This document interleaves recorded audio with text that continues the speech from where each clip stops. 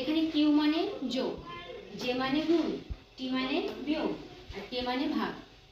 আর আমাদের এখানে কি আছে 26a 2q 3z 64। তাহলে এবার আমরা কি করব, কে এর জায়গায় কে এর মান বসাবো, কিউ এর জায়গায় কিউ এর মান বসাবো।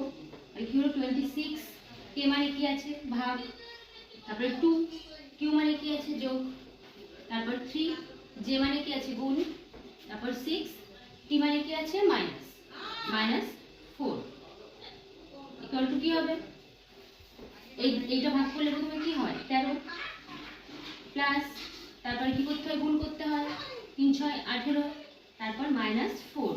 এবার কি করতে হবে, এই দুটো যোগ করতে হবে, এই দুটো যোগ করে কত আসবে 31, তারপর -4 সমান 27।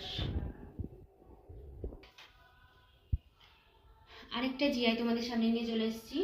দেখো এখানে 7 আছে, এখানে 16, এখানে 34, এখানে কি হবে সেটা আমাদের বের করতে হবে। আর এখানে 142, তারপরে 286। তাহলে আমরা কিভাবে দেখব, কিভাবে কার সঙ্গে কি মিল আছে। এখানে আমরা দেখতে পাচ্ছি 7 দুগুণী 14, 7 এর সাথে 2 গুণ করলে হয় 14, গুণ 2 প্লাস 2।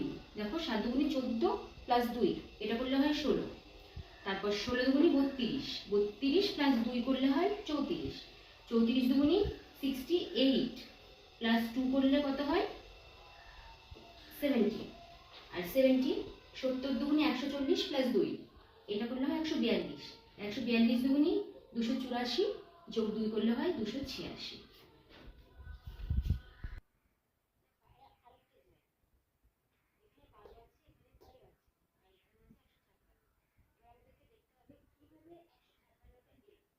চোদ্দ আছে, এখানে কি আছে আমরা জানি না, বের করতে হবে। আর এখানে আছে 154, এখানে 15, এখানে 13, এখানে 195। কিভাবে এটা আসছে, এখানে কি হবে, এটা এটা আর এটা গুণ করে কি কোনোভাবে এটা হতে পারে সেটা আমাদের দেখতে হবে। দেখো এখানে 12 গুণ 13 করলে 156 হয়, আর এখানে 15 গুণ 13 করলে 195 হয়। তাহলে আমাদের নিশ্চয়ই এখানে কিছু একটা গুণ করে এটাকে আনতে হবে। এবার 14 সঙ্গে কত গুণ করলে 154 হয় সেটা বের করতে হবে। দেখো 14 গুণ 11 করলে 154 হয়, তাহলে আমাদের অ্যান্সারটা কত হবে 11। আর আজকে এখানেই থাক, এরকম আরো ভিডিও পেতে